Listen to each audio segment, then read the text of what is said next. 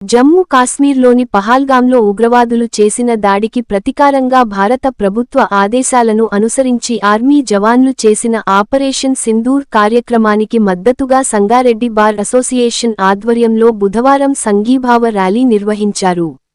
ఈ సందర్భంగా bar association అధ్యక్షులు విష్ణువర్ధన్ రెడ్డి మాట్లాడుతూ, ఇప్పటికైనా పాకిస్తాన్ బుద్ధి తెచ్చుకొని శాంతియుతంగా ఉండాలని అన్నారు. లేదంటే భారత పౌరులందరూ పాకిస్తాన్ పై యుద్ధం చేసేందుకు సిద్ధంగా ఉన్నారని, భారతీయులందరూ కలిసి దాడి చేస్తే పాకిస్తాన్ పూర్తిగా ఒక రోజులోనే నాశనం అవుతుందన్నారు. అలాగే భారతదేశంలో ఉన్న ఉగ్రవాదుల మద్దతుదారులు ఉన్నపళంగా దేశాన్ని వదిలి వెళ్లాలని విష్ణువర్ధన్ రెడ్డి డిమాండ్ చేశారు.